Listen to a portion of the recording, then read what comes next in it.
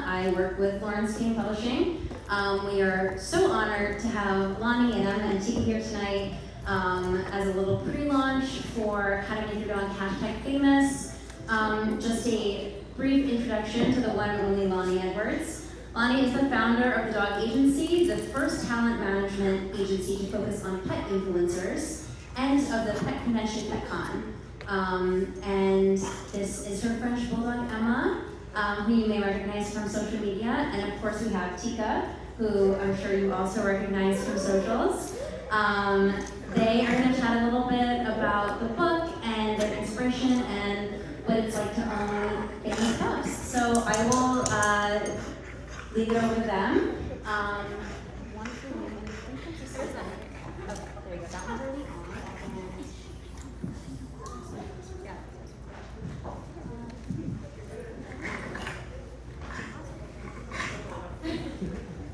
Thank you everyone for coming. This is super exciting. The book comes out in about a week, and this is our kickoff event, so excited to see everyone here. How many people have their own pet in the audience? Most people, okay. Who has a social account for their pet? Okay, so a lot, amazing. Well, we hope you haven't had a chance to look at the book yet. There's some copies here. It gives a great guide, sets how to get your pet famous, how to get started, as well as advice from around 40 of the top dogs from around the world, of course, including Tikka, sharing Tikka's tips. And we're so excited Tikka flew in from Canada to be here today. Thank you for being here. Thanks for having me, and we're super excited to be here. We flew in from my show this morning. Tikka's second time flying, so she's getting good at this. And yeah, thank you for having us. And so I guess we didn't know we were talking, so we don't have much prepared. We'd love to answer any questions you guys have, or maybe questions about Tikka, or we could just talk about the book in general. If anyone has anything they want to ask, either about the book or Tikka or getting the pet famous. Yes, question, great. How did you originally get started with getting your dog famous? Yeah, so I got started years and years ago with the dog that I had before Emma. Her name was Chloe. The other was Chloe, the mini Frenchie. I fell into the space the time I didn't know pet influencers were a thing, and just wanted to share photos of her with friends and family because looking at her made me happy, and I thought she would make others happy. And then she quickly amassed this large following, and that's when I realized there was this new and growing pet influencer world.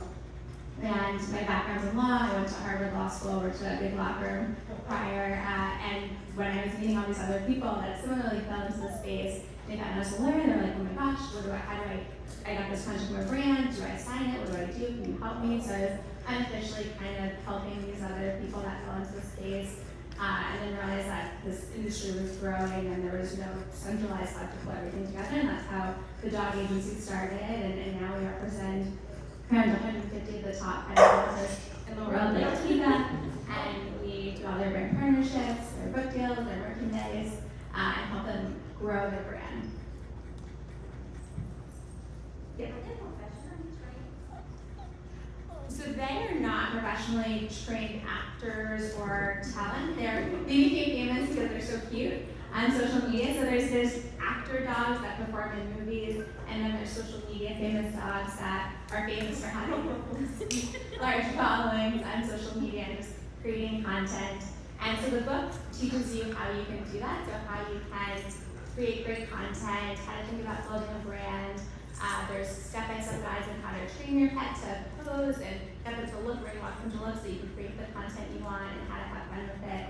And then all the influencers that are featured in the book share their stories on how they got started and their best tips as well. I know this is a difficult question, but eventually our pets pass away, and a lot of people keep the account but then get a new pet, and still use that one and just change the name. Does it have the same results or engagement, or is it different? I mean, I feel like, is it always to honor another pet, or how does it go about with, I don't know, with socials? Yeah, it's different for every account. So some accounts have a lot of pets. So one of the accounts in the book, Wolfgang 2242, the owner Steve rescues senior pets, and so his family of pets is always evolving. He's always getting new ones. Some of them are passing are senior pets, so they're towards the end of their life, and the whole account is about the importance of rescuing senior animals and just putting a positive spin on it. Other accounts, like Harlow and Sage, that have also evolved over time where new pets come in and out. Other accounts, like the one I had for Chloe, it was just Chloe. So when Chloe passed, I kind of didn't post anything for a few years and just kind of it was just too hard for me to post. And then when I got Emma, I decided to kind of reconnect with that community because I missed sharing content and communicating with them.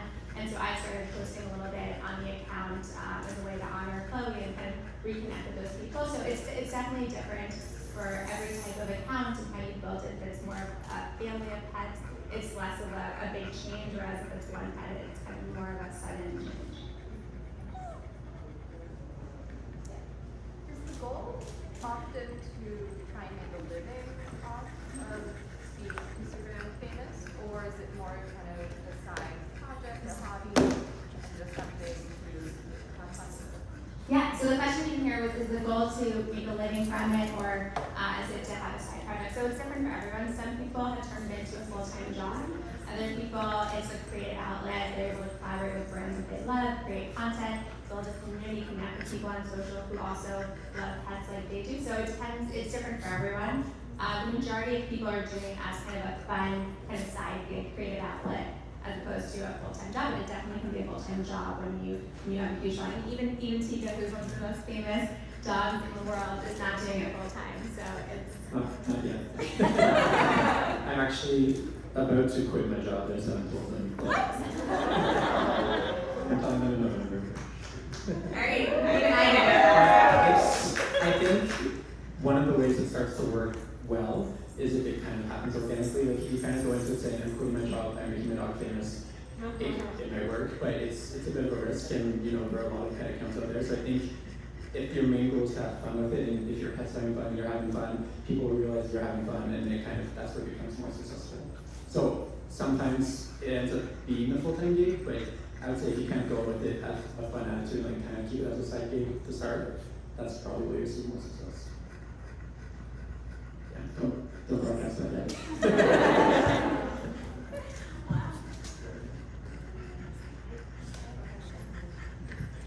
Can you both give us your best tips for photographing your dogs? Sure. For me, with Tikka, I never use flash. Just for the eyes, it can be a little harsh. But also, I try to keep it like natural light. So I usually have a window behind me, a door frame, or like outdoor lighting.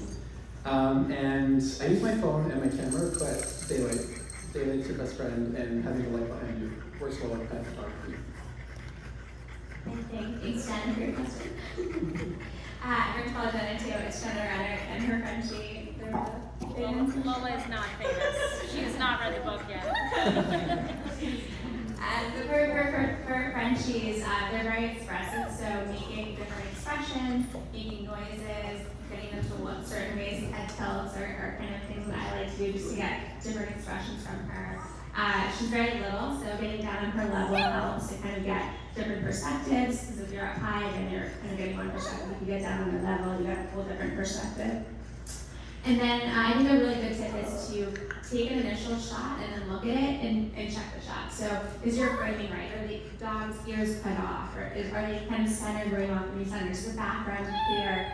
Is there a contrast between the background and your pup? So checking the scenery and the set before you take 100 photos. If you take all your photos and then you check and you're like, oh no, like the background is a disaster and you can start over, that sucks. But if you kind of do that one shot and check it and then you can make the adjustments you need and then go from there, you won't waste so much time.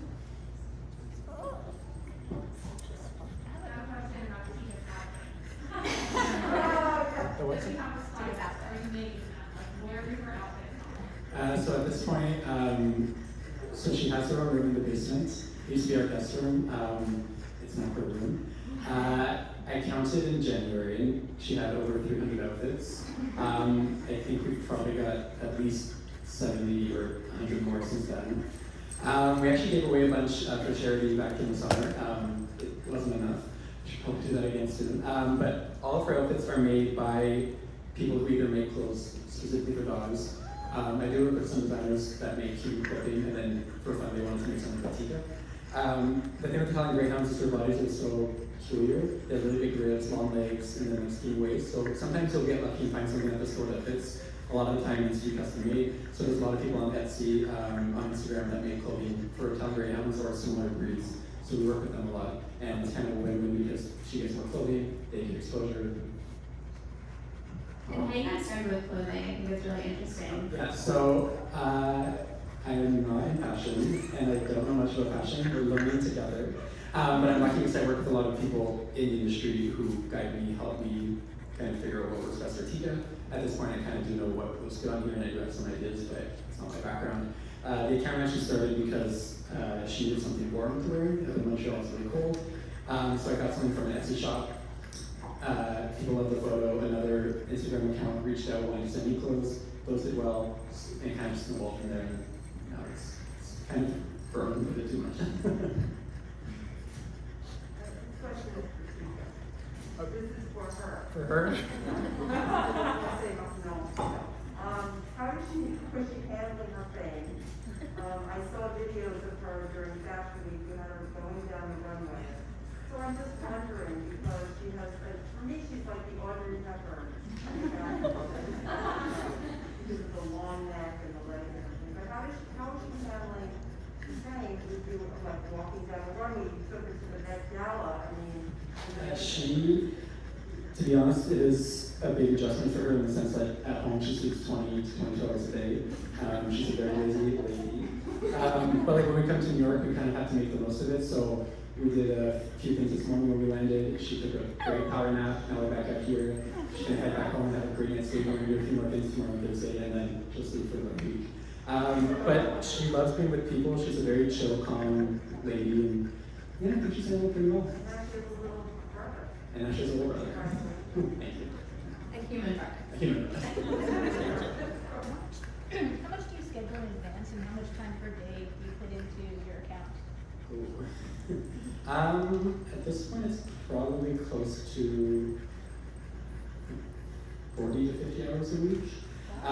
Just not just from like the actual content creation, but interacting with people online. I try to interact with as many people as possible just to keep people engaged. You know, it's fun for me too to hear people's feedback, etc. But sometimes just, you know, getting the content, making the caption, editing the photo, editing the video. I don't like the video, I re-edit the video. So, you know, it's a lot of back and forth, so it ends up being quite time consuming. And if you're having fun, you don't notice, but yeah, if you add up the hours, it's getting up there. And then all the ancillary things like the calendar. Yeah, so then also there's making merch, like calendars and sweaters, hoodies. We're also in the process of finishing a children's book. So lots of little things that kind of take up more time than you think they will, but they're all passion projects, so that's gonna be really fun.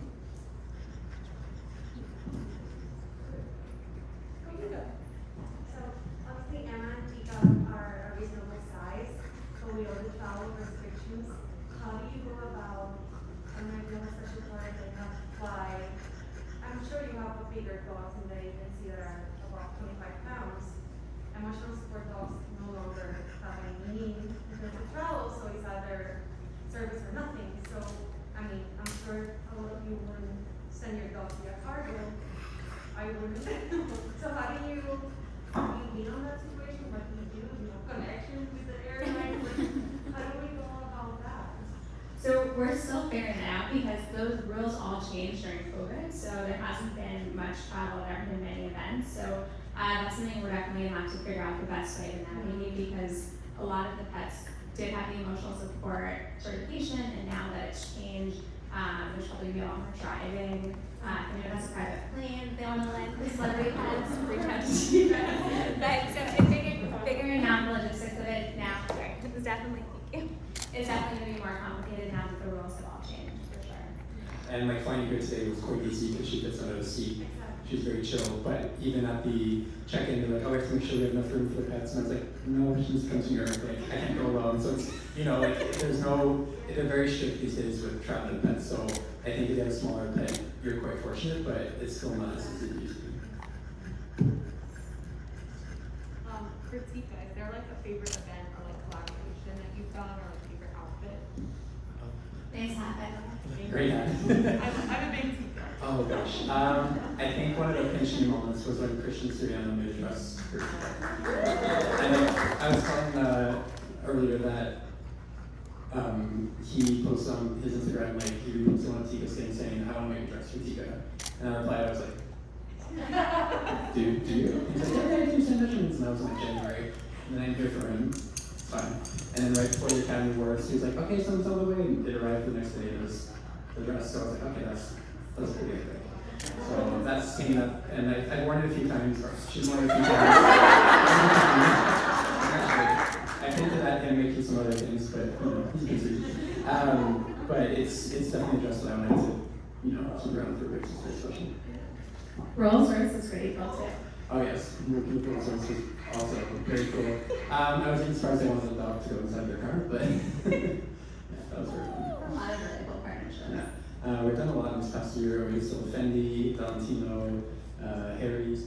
Yeah. That was a fun one. We worked with some really cool brands, and it's really fun to see brands who are exploring different ways to do marketing. It just feels more fun. You can tell that they're having fun when they work with us too. It's just fun. It feels more genuine, and yeah. But we've had a really fun year. It's been great. One of the things you touched on in the book that I think is really important is the idea of like this being a bonding experience with your pet and like making sure that your pet is the priority. Can you talk a little bit to that and like maybe your experience and needing to, if there's ever a need to pull back or like when to sort of see the signs that your dog's maybe not as happy as you want them to be in this space? Yeah, that's a great point. It's actually when we were talking about over dinner. Do you want to? Yeah, Tikka is very particular. I can't be like, hey, we're gonna do photos now, and she needs to be like, no. And I'm like, okay, not today. So sometimes like I'll tell Loni's like, hey, like, you have this due on Thursday. I'm like, okay, and I'm like, okay, well, she's not down Tuesday, she's not down Wednesday. Thursday she's still like not in the mood, so I'll be like, hey, can we get extended until Saturday? Because and then Friday she'll be in a good mood and we'll do it, So it's kind of we go by her rules. If she's not happy, it really translates in the photos and the videos.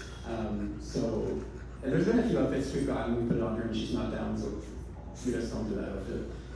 So yeah, if it makes it to the Instagram page, it's pretty well. And that's also something the brands understand when they're working with the pet influencers and make that very clear that this is the deadline, but they are pets, so there has to be flexibility because at the end of the day, it's when the pet feels like doing it, if we send over a concept for the shoot and the video comes out differently, again, they're pets. So you can go in with a plan, you gotta work with what you guys know and just be flexible. And at the end of the day, it's all about just having fun and having this great bonding experience for your pet and being able to work with your furry best friend. Yeah. And like we spend so much time together, so it's just been really fun to kind of connect with her and really like dig into her personality and try to like pull out what she's really thinking. But it's also like I worked with videographers, so then I'm like, okay, that was the script. And I was like, no, we get the footage first, then we do the script. Because I don't know what she's gonna do. I can't tell her to walk walk from here to there, she might not. So we kind of have to work backwards in that sense. How has Tikka gone along with the little brother? Tikka doesn't love kids, but she really loves her little brother. I was mentioning earlier that when we left to go pick him up, we were gone for about 3 weeks. We had to go to Ontario. And then when we got home, I think that was the longest we've been apart from her ever.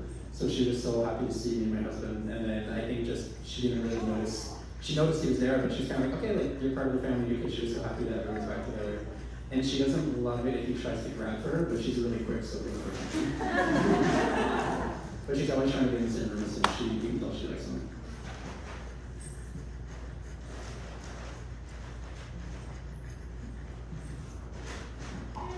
Marguerite's here, she's on our team.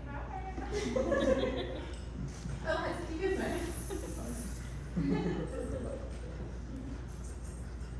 What's like the biggest like paid, I guess, campaign that your dogs have done with a specific brand, I guess? Biggest. What's been kind of the longest term one?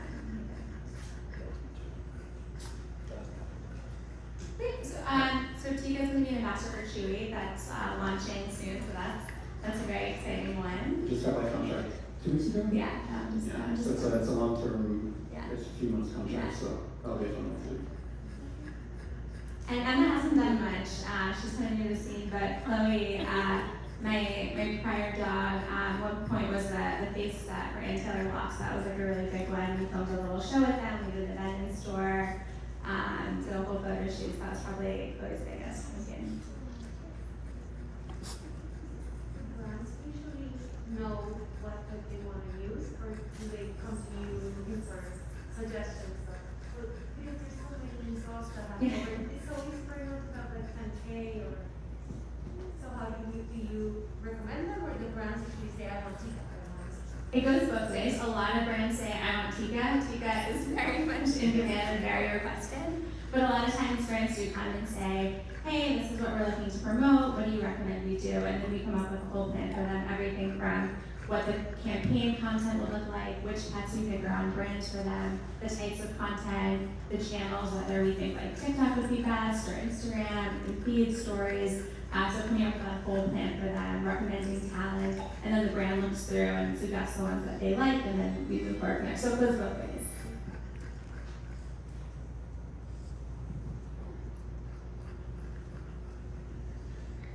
You have a chapter about using your influence for this. What are some of the strategies that work with influencers? Yeah, so that's definitely something that's very important to the dog agency, the influencers we work with, using influence for good, finding ways to give back. So we, for every pet hunt we do, we have a huge adoption garden in the center where people can adopt pets. I'm on the board of the Animal Cancer Foundation. The last pet con, it was a free event, and all the money we raised was donated to them. So we raised $25,000 for the Animal Cancer Foundation. Tikka also uses influencer. We have a whole chapter on that in the book. You want to touch on that? Yeah, so I mean, we always like to give back where we can, but one thing that kind of happened organically was with all of Tikka's fantastic outfits and the fact that she has two dads, she kind of got dubbed a gay icon. But then I figured if we're going to, call her a gay icon, she's got to give back to her community. So we work with a bunch of LGBTQ plus charities where we can, some in Canada, some internationally. It'll be anywhere from t-shirt sales to autographs. A lot of merch sales profits will go to those charities, so it's fun to give back and it feels correct. And you just spoke about one of the guests, right? You have a current. Yeah, so one of the charities we work with a lot is Rainbow Railroad. They help LGBTQ plus people around the world escape persecution in countries where they're not safe, come with a safer life in Canada. And they're also, they're always in need of funds, but they're in dire need of funds right now with the whole situation going on in Afghanistan. So we're raising some money for them with little autographs from Tikka. How do you handle backlash from like activists or things that might Yeah, so luckily with the influencers, there isn't that much backlash because they're not like the actor working dogs that are just on set with handlers. Like these pets are with their humans being treated like their children, probably better than their children. So in our space, luckily we don't have to deal with that as much. There's always people that always find something negative about everything. So like, oh, you're profiting off of them. But yes, there's money being made, but the pets are not being forced to do anything they don't want to do. It's really like they're playing with their humans, having fun. And a lot of the times there's a charitable give back element to it as well. So luckily we don't have to deal with that too much in the States we're in. And in terms of dealing with people online, like, sometimes people pop in and be like, oh, like, your dog should be wearing clothing, it's like, well, actually, she's very cold. So she kind of needs right now, like, just on our way over here, she's shivering. But also, like, they'll be like, oh, like, she's sad. I'm like, nope, that's just her face. She's got a very special face. But, like, for every negative comment or negative message I get, there's, like, thousands of positive ones, so it's just kind of gotta ignore the negative ones. Because I know she's got a good life, so it wasn't helping.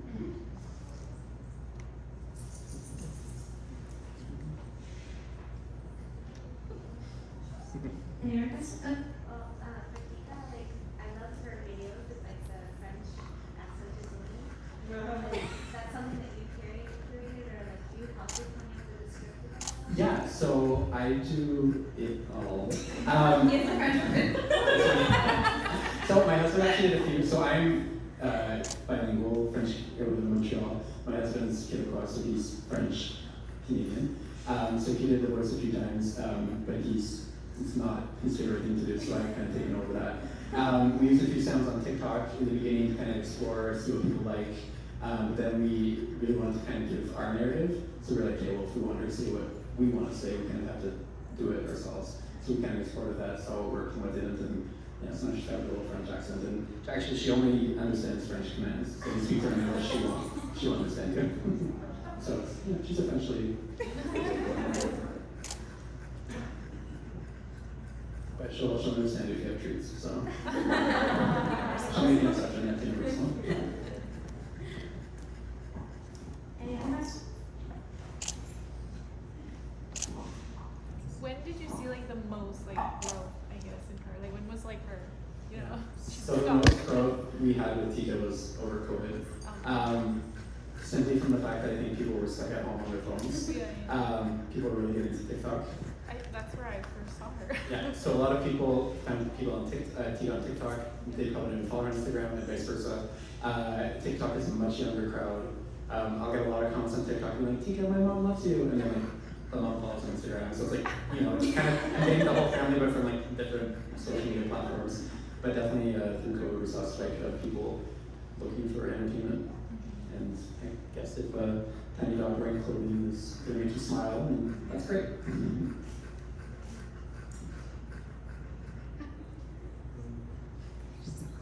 You don't need a microphone. The one time just for you guys.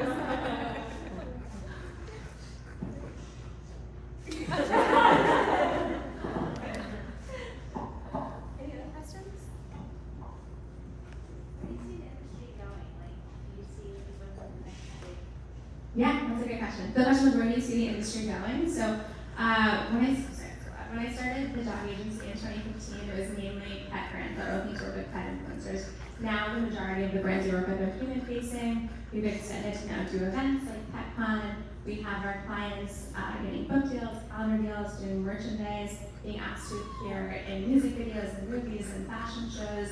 And so the space has just grown exponentially over the past few years. It's been shifting online to real life type of appearances and content, and the pets becoming true celebrities as opposed to just digital influencers. So the world has just continued to grow. People's love of pets has continued to grow. People are thinking of their pets more and more like their children. The spend on pets is growing. So the entire industry, both pets in general and digital pet influencers, has been growing, and truly the sky's the limit what they can do. So it's been great to be a part of it.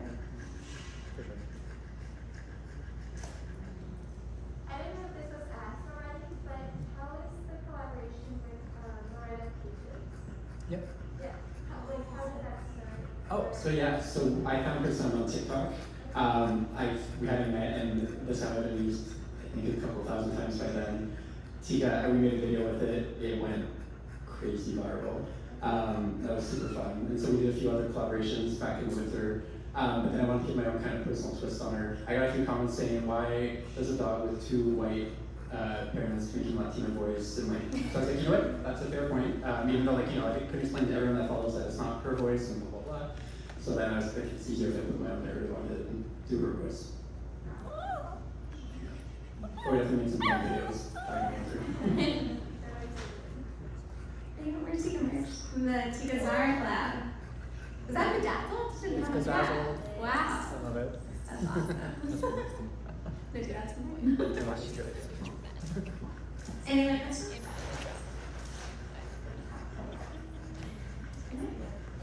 Oh, sorry. I have another one, but it's for you. Okay. And it's that, how did you start doing this from being a lawyer? You're a lawyer now. Mhm. Yeah, I'm in law school, so it's really fascinating. Yeah, so the law degree is useful for anything, which is amazing. It actually is kind of what led me to doing it. I touched on this a little bit earlier, so I'll give a short version, but basically, the dog that I had before Emma, Chloe, kind of fell into this space very early on before pet influencers were really a thing. And when the other people that I was meeting that similarly fell into the space, my dad is a lawyer, they were like, oh, can you help me? I got this contract, I don't know what these terms are. And so it was actually the legal background that led me to be able to jump into the space and use my expertise in a creative way. So you don't want to do the traditional legal path. Just think of what excites you and find ways to apply that background because it is so applicable to so many different industries. Okay.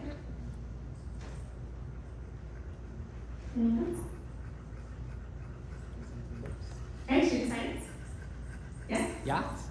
All right, thank you so much.